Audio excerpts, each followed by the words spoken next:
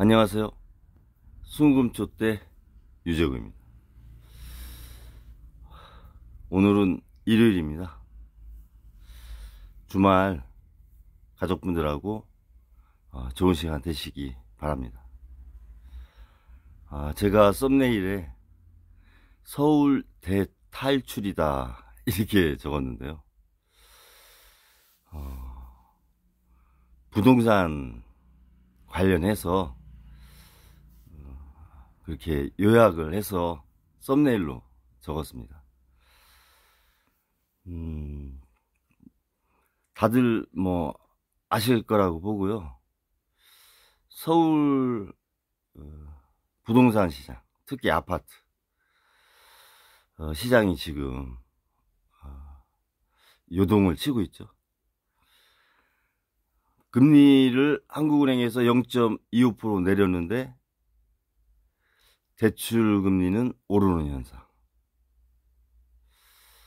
이런 부분들이 상당히 아파트 시장을 혼란스럽게 하는 것 같습니다. 부동산은 고전적으로 후행지표로 이렇게 봅니다. 증권시장은 선행지표, 6개월 선행지표, 아파트 시장은, 부동산은 6개월 후행 이렇게 보는데요. 지금은 그 기준이 좀 모호해졌습니다. 그러나 본질은 그렇게 가고 있지 않냐 이렇게 봐집니다. 그러면 현재 부동산 상황을 한번 거시적으로 살펴볼 필요가 있어요. 문재인 대통령 그 정권 하에서는 부동산이 갭투자로 올랐습니다. 부동산 시장의 70%가 갭투자였어요. 그래서 부동산이 21년도에 역대 최고치를 이렇게 또 찍죠. 그러면서 윤석열 대통령 정권이 바뀌는 22년 5월 전후에서 부동산이 이렇게 좀 안정 추세에 들어가죠.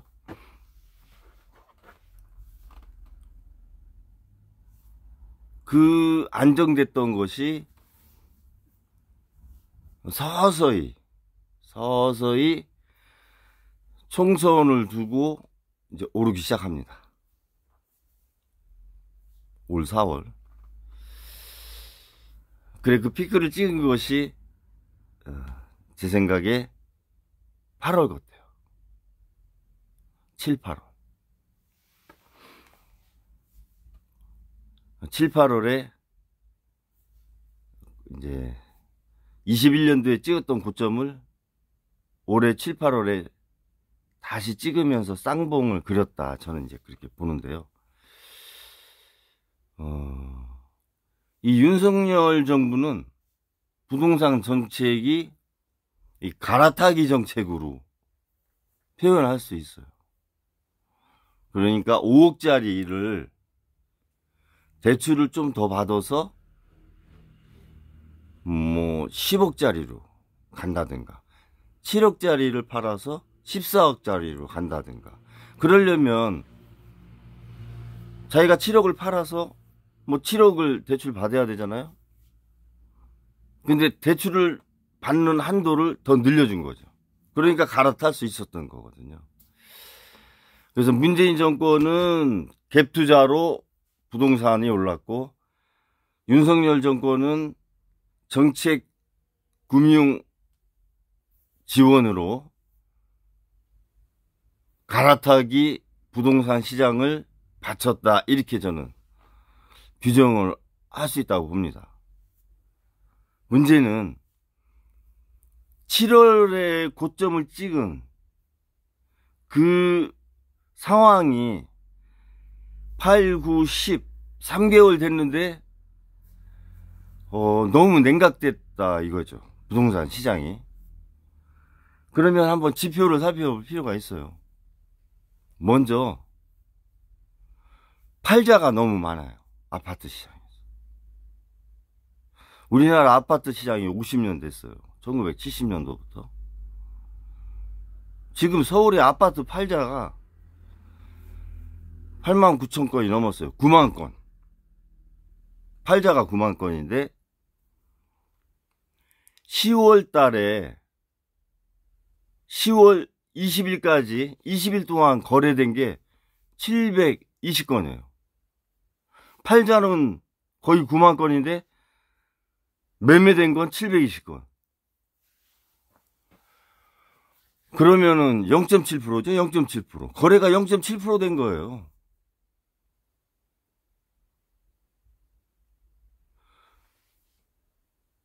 그러면 사자가 왜 안 생기느냐? 요번에 금리 올리면서, 금리 내리면서 0.25, 동시에 대출 규제를 시행을 해나갑니다. LTV, DSR. 뭐 80%까지 담보해줬던 걸 70%로 낮춘다든가. 이렇게 해가지고 대출 규제를 시행을 해요. 그러니까 대출을 더 못 받게 되는 거고, 또 한 가지는 금리가 너무 높아요. 고정금리가, 고정상당금리가 7%대인데 대출금리가, 변동금리가 고정금리보다 더 높아요. 7.2%, 7.4% 이렇게 높습니다. 그러니까 금리 부담, 그리고 대출을 받을 수 있는 한도 축소. 그러니까 할 수 있는 자체를 이렇게 규제해 나가는 상황이고요. 또 한 가지는 정책 금융을 많이 해줬어요. 신생아 대출, 결혼하면 대출. 그런데 10월까지 디딤돌이라는 대출이 있었습니다. 그 50조를 대출을 해줬어요. 그거를 국민은행이 10월 14일부터 중지를 합니다. 그리고 나머지 은행은 내일 10월 21일부터 시행을 하겠다고 발표를 해요. 국민은행이 먼저 한 건 그 디딤돌 제출을 이제 하지 않는 회의에 국민은행이 참석을 못 해가지고 뭐 전화로 받았는지는 몰라도 먼저 일주일 전에 그냥 시행을 해버려요. 그러니까 시장에서 깜짝 놀라는 거죠. 이러다가 다른 은행까지 대출이 안 되는 거 아니야? 그래서 사실 발표가 21일부터 디딤돌 대출 전면 축소한다. 발표를 합니다. 그러니까 이제 대출을 받아서 살 수 있는 상황이 없는 거예요. 사자가 이게 발생할 수 없는 거죠. 팔자는 9만 건인데 사자는 살 수 있는 상황이 안 된 거예요. 금융 상황이. 보통 서울에 방 하나면 5,500만 원 쳐주거든요. 부동산에서. 담보로. 근데 방 하나를 줄이는 거로 이렇게 또 규제가 가니까 팔아가지고 다시 살려면 그 5,500만 원을 어떻게 구해요? 금리는 높아졌지. 그러니까 그 청약률이 높았던 분양시장에서 정말 어렵게 청약했던 사람들도 본청약을 다 포기를 해나가는 상황이에요. 지금 40%가 본청약을 포기를 한 상황이에요. 인천, 서울 이런 데서 그렇게 어렵게 청약이 됐는데 40%가 청약을 안 해요. 왜? 잔금을 해결할 수가 없는 거죠. 대출을 못 받으니까.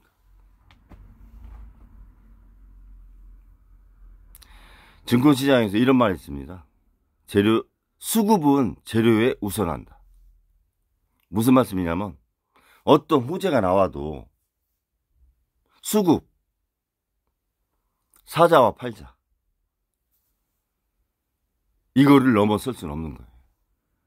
팔자가 많으면 호재가 나와도 그 호재가 호재로서 작용을 못하는 거예요. 수급이 안 맞아요. 지금 그런 상황이죠. 9만 건이 팔자인데 거래된 거는 720건이다. 9만 건이면 50년 역사의 최대 팔자예요.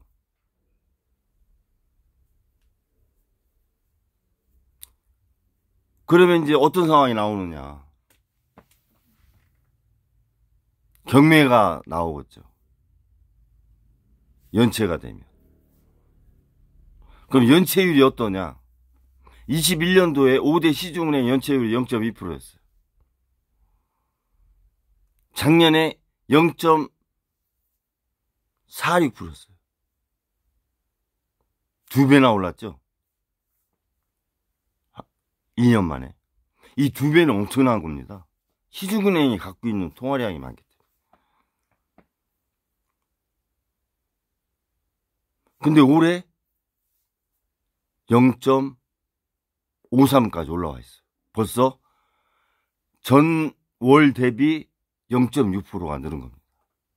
이거는 어마어마한 수치예요. 전월 대비가 0.6%가 늘었다는 거.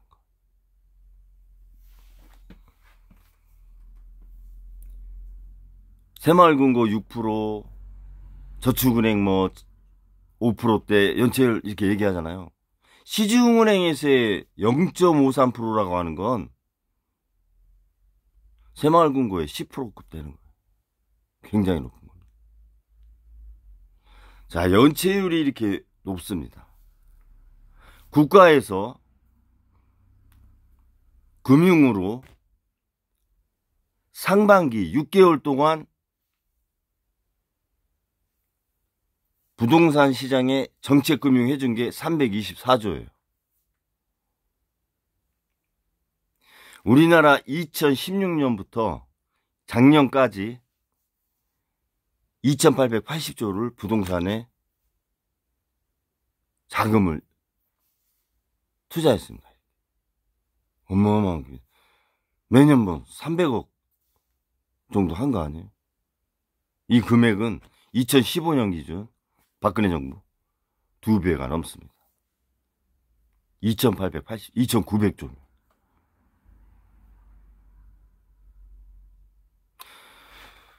건설업이 우리나라의 GDP의 25%를 차지하니까 그렇게 국가 운영을 할 수밖에 없는 이제 산업 구조인데 너무 많이 부동산에 돈이 와 있다. 그 와 있는 게 회전이 안 되고 묶여 있어요. 시중에 자금이 경색이 돼서 내수시장이 활성화 안 되는 게 첫 번째 요인입니다. 부동산 시장에 돈이 넘어가서 너무 많이 가서 거기에서 이렇게 유동화되지 않고 묶여 있는 거죠. 팔지를 못하니까. 돈이 돌 수 없는 거예요, 일단.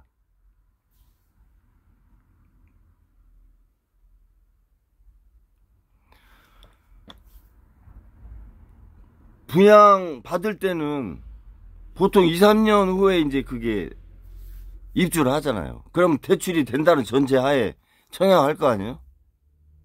중도금이든 잔금이든. 근데 2, 3년 후를 모르는 금융정책을 하면 국민이 신뢰할 수 있을까요? 아니, 청약을 했는데 내가 잔금 치를 때 대출을 못 받는다? 그러면 어떻게 청약을 해요? 국민이 100% 주고 할 수 있는 국민이 어디 있어? 우리나라 부동산이 너무 비싼데. 지금 서울 아파트 가격 평균 12억, 14억 돼요. 그 현찰 갖고 있는 사람이 어디 있어? 아무리 갈아탄다고 해도 50%는 받아야 되는. 근데 대출이 안 된다? 2년 후에? 그런 정책이 어디 있습니까? 근데 이 정부는 자고 일어났더니 안 되는 거야, 대출이. 이거 황당한 거 아닙니까? 2, 3개월 후에 또 정책이 바뀌어. 부동산 시장이 어떻게 그렇게 2, 3개월 후에 정책이 바뀌고 해준다고 했다가 안 되고, 자고 일어나니까 갑자기 하던 대출이 안 된대. 그러면 받아서 하려고 했던 사람이 일주일에 잔금을 치러야 되는데 어떻게 해요? 못 치르고 포기해야죠. 그럼 뭐, 그 잔금, 그, 계약금 치른 거, 계약자가 포기해야 돼요. 그럼 20억짜리면 2억이 했을 거 아니에요. 2억 포기해야죠.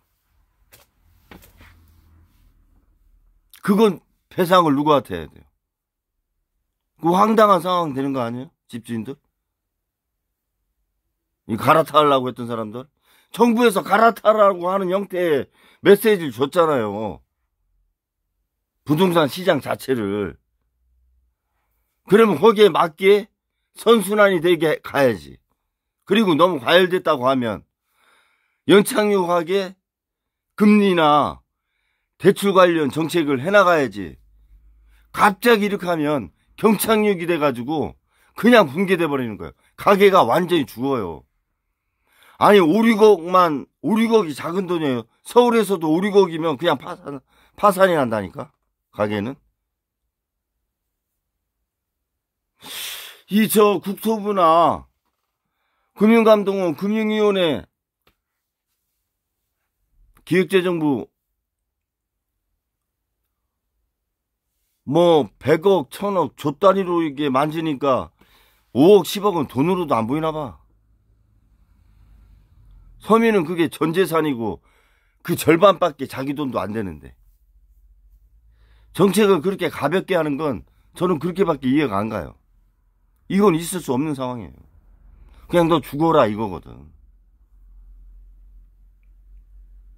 지금 324조 상반기에 푸는 돈 중에서 생활비가 없어가지고 가게 담보로 대출 받아서 이렇게 쓴 돈이 20조나 돼요. 그게 얼마나 어려운 거예요 지금 가게가. 20조를 집담보로 받아가지고 생활을 했어요. 그러면 집담보로 받을 정도면 보험금은 이미 다 해약을 한 거야. 어려우면 보험금부터 해약하잖아요.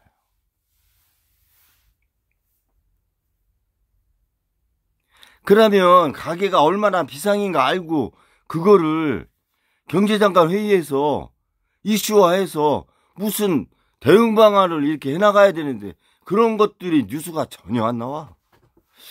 저는 이 정부 완전 무슨 뭐 이벤트 정부예요. 뭐요? 총선 끝났다고 이제 쌩 까는 거야? 어떻게 중장기 부동산 정책을 그렇게 가볍게 할 수 있느냐. 그러니 작년에 경매 건수가 10만 건 나왔는데 벌써 8월 달까지 8만 건이 나왔으면 올해 경매 건수 12만 건 넘어요. 역대 최고. 그냥 갚을 능력 안 되고 연체되니까 경매가로 다 나가는 거야. 매달 한 10,000건 이상씩 경매로 나가는 거야. 그냥. 아파트가. 그런데 자기들은 요번에 경제기획부 장관 얘기하는 거 보면 참 수출도 잘 되고 소비도 조금씩 경색이 풀리고 기업도 조금씩 고용도 좀 늘어나고 물가도 잡히고. 어디 달나라에서 조사하고 왔나? 경제 동향을?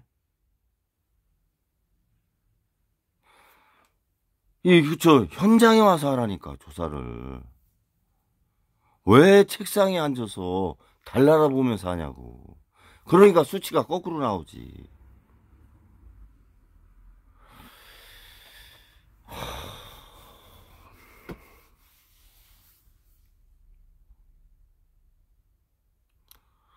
큰일입니다. 제가 이 주식이 안 오르는 거는 기초 체력이 안 돼서 어쩔 수 없다고 하지만 부동산은 이 국가에서 정책적으로 GDP의 25%를 차지해서 이렇게 부양을 해왔잖아요. 갭 투자 해가지고 얼마나 많은 전세 보증금 피해자들이 발생해서 35세 청년이 3천만 원 전세자금 사기당해서 목숨을 끊는 나라가 됐잖아요.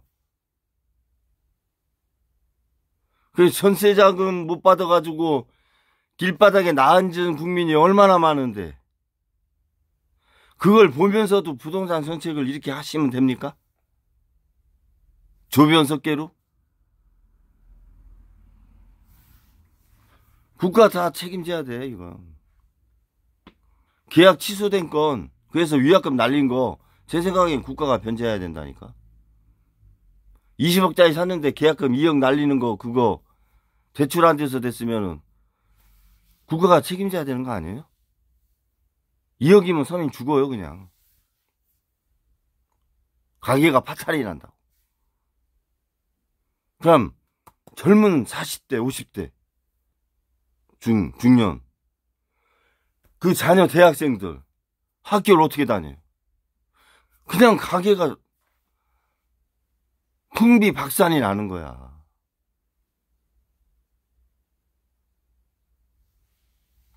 나라에서 좀 관자에서 사니까 그런 거 잘 모르시겠어요? 모르면 그냥 자리에서 내려오라니까. 몇 번 말을 해도 못 알아들어. 모르면 내려와야지. 아는 사람이 가서 하게.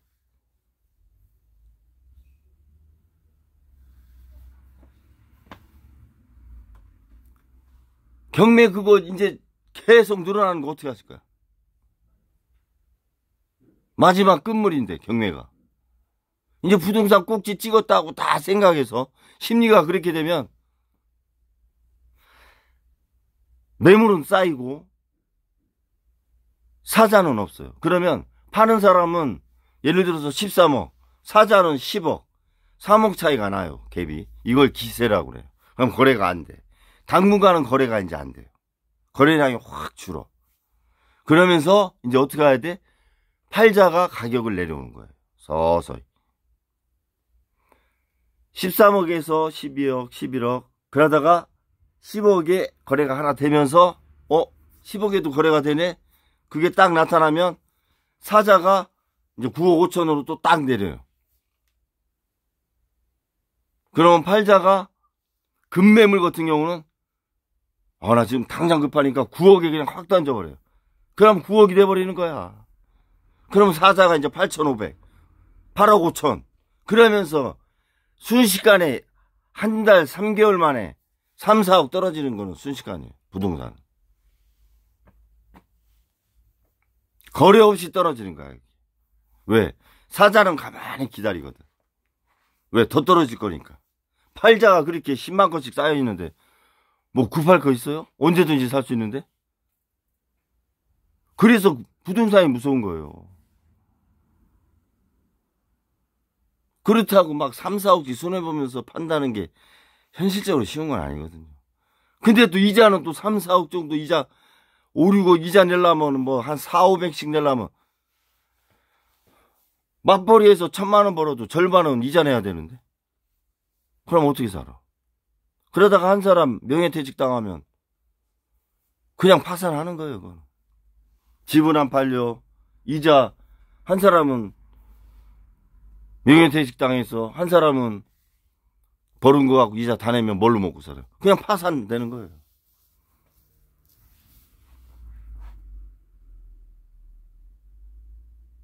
명예퇴직금 받은 거는 다 돈 날린 거고 떨어진 거로.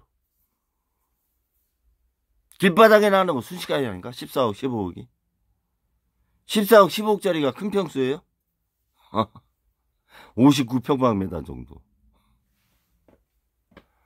17평 17평이 14억 간다? 이게 말이 안 되는 거예요. 평당 1억씩 가면 안 돼. 제가 구반포에서 부동산을 좀 했었어요. 그래서 이 부동산이 무서운 거거든요. 이 부동산 했던 경험은 뒷담화로 제가 또 한번 재밌게 말씀드릴게요. 여러분, 정치가 뭐예요? 국민들이 열심히 일해서 생산하는 게 GDP 아니에요. 그거를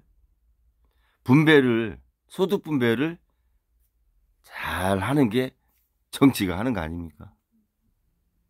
소득 재분배를 평등하게 하는 거. 불평등하게 했기 때문에 지금 양극화가 난 거 아니에요. 저는 그래서 과거에 불평등한 것까지 소급해서 다 정리를 해줘야 된다는 입장이에요. 소득 재분배 과정에서 제외됐던 시절이 많았잖아요. 그분들은 영원한 약자로 남아있잖아요. 공돌이 공순이로.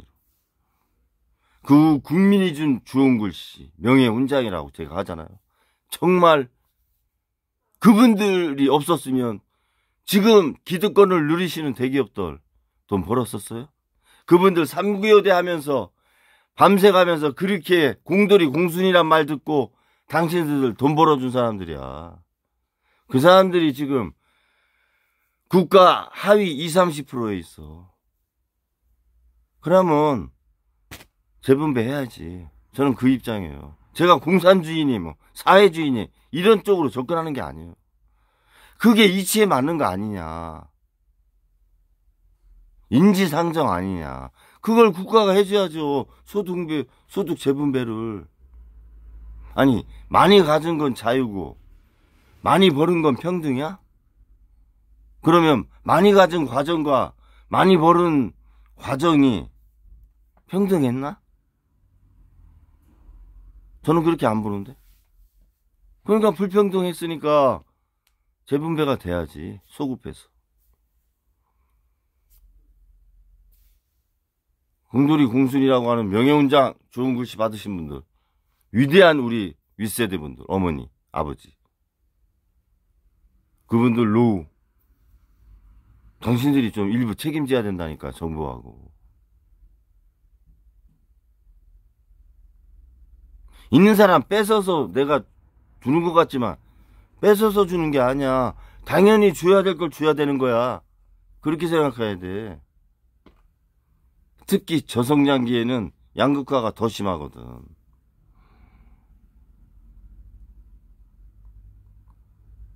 시중은행 지금 연체율이 0.53%까지 가는데도, 부실채권 발생하는데도, 상반기에 30조 났다고 명예퇴직하는 사람들 2억 6억씩 위로금 준다.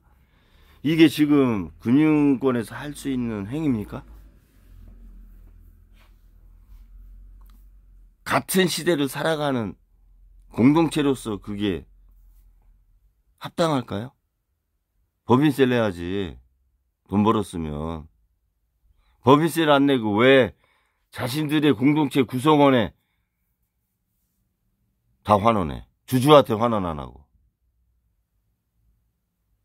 은행들도 다 기업 공개했으니까 주주가 있을 거 아니오. 왜 주주한테 환원을 안 해? 그러니까 우리나라 배당률이 23%인 거야. 미국이 70%가 넘는데. 그런 상태에서 금융 소득세 못하지. 왜?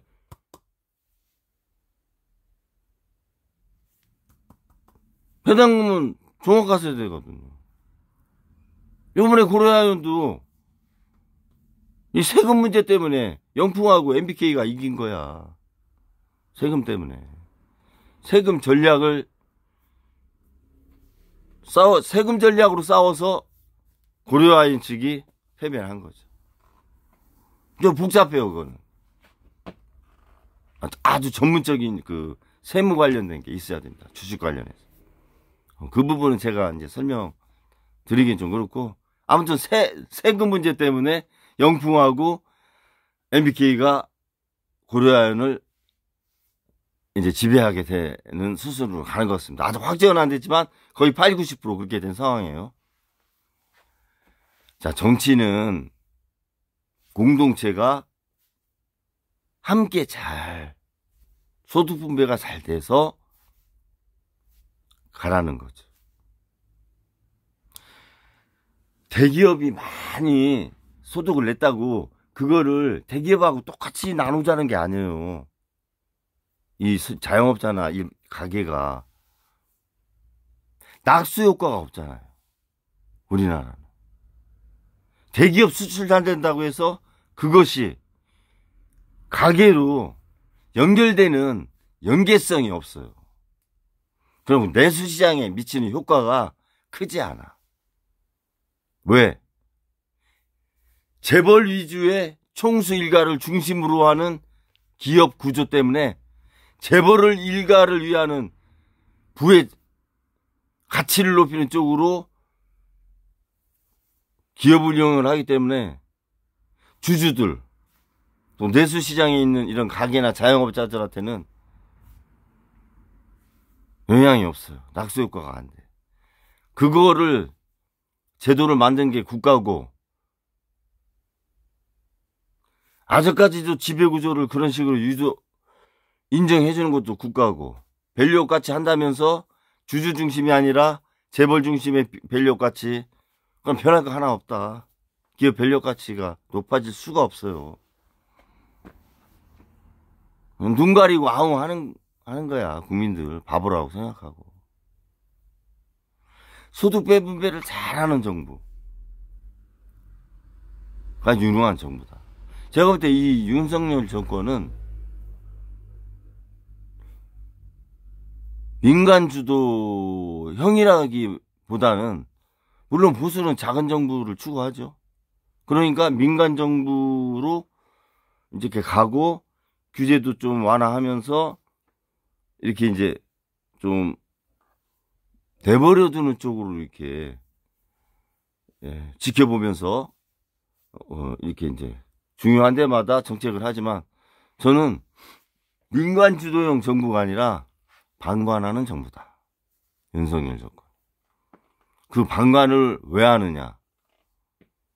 작은 정부를 위해서 방관하는 게 아니라, 저는 솔직히 무능해서 몰라서 방관하는 거야. 몰라서. 그리고 1인 중심의 의사결정. 그러니까 한 사람의 눈치를 보면서 정치를 하다 보니까 각 장관들이 다 전문가들인데도 눈치를 봐서 자기 소신껏 정치를 운영을 못하는 거예요. 각 분야에서. 그냥 오죽하면 교육부 장관이, 대통령님이 검사 시절에 교육 관련된 사건을 참 많이 하셔가지고 교육에 대해서 전문가하고 저보다 잘한다? 교육부 장관 당장 내려와. 이기호. 그게 교육부 장관이 할 얘기야? 지금 자유대행 시대야? 그게 충성이라고 생각하나? 국민들을 봤으면 그 얘기 할 수 있어? 오로지 대통령만 보고 가는 장관. 그 간시냐, 그렇게 하면. 당신이 교육에 다 망가뜨리고 있어, 지금. 당신이 입학사정관제 한 사람 아니야.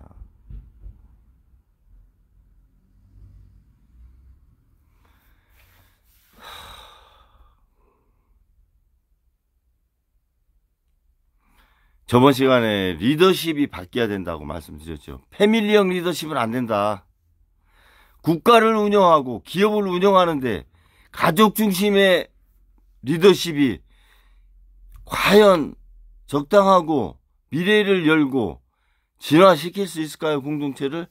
절대 못하는 거예요. 가족 지키기 바빠서. 그게 말이 되는 겁니까? 대기업과 국가를 지키는데 가족 중심의 리더십, 패밀리 리더십, 이거는 말이 안 되는 거예요. 당장 다 내려와야 돼. 이재용이 그 자리에 있을 수 있는 자격 없고, 대통령님 이런 식으로 가시면 그 자리 적당하지 않으셔요. 어떻게 가족 중심의 리더십을 하셔요. 나라를 다스리는데, 국정을. 위드 피플 해야지. 국민을 보고 하는 공동체 리더십 해야지. 이 부동산 지금 참, 그래서 이제 디딤돌을 또 완화하겠다 또 발표를 해요. 국토부가 그랬더니 난 그런 적 없다. 그러다가 다시 또 정부에서 조금 여유를 주겠다. 그러고는 내년에 또 55조 추가 발행한대요. 추가 정책 해준대요. 이게 지금 뭐 하는 거예요? 열흘 사이에 지금 사람 가지고, 국민 가지고 놀리는 겁니까? 아니면 그 아파트 청약하고 갈아탄 사람들, 잔금 치를 사람들 가슴이 막 벌렁벌렁하게 하시는 거예요. 왜 국민을 그렇게 만들어? 이 국민들 우울증 생긴다니까. 이거 가스라이팅 하는 거야? 아니면 번아웃 시키려고 하는 거야? 난 의도가 이상해. 중심을 잡아라. 소득 분배를 잘해라. 그리고 정책이 일관성 있게 연착륙을 할 수 있는 부동산 정책을 해라. 이런 말씀 드리면서 정말 어려운 부동산 시장입니다. 모든 유튜브에 관련된 부동산 유튜브가 올해 연말과 내년 25년도를 아주 안 좋게 보고 있어요.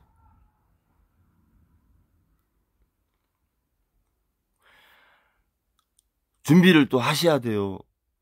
집을 갖고 있거나 갈아타셔서 내년도에 잔금 치르실 분들,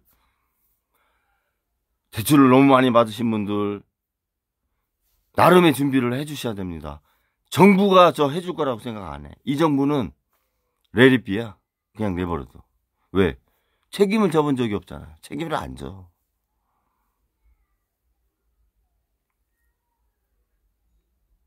준비를 가게 측면에서도 주체인 가게가 조금 하시고, 정부가 나서서 이 상황 연착륙하게 하셔야 돼요. 어떤 국민 한 사람도 낙오자가 없이 잘 하셔야 됩니다. 잘못되면 국가 책임이에요. 항상 우울한 얘기만 해서 저도 좀 속상하고 마음이 아프고요. 좋은 얘기를 이렇게 나눌 수 있는 그런 바람을 가지면서 서울 대탈주제라고 하는 그런 테마로 우리나라 부동산 시장을 거시적으로 한번 말씀드려봤습니다. 감사합니다.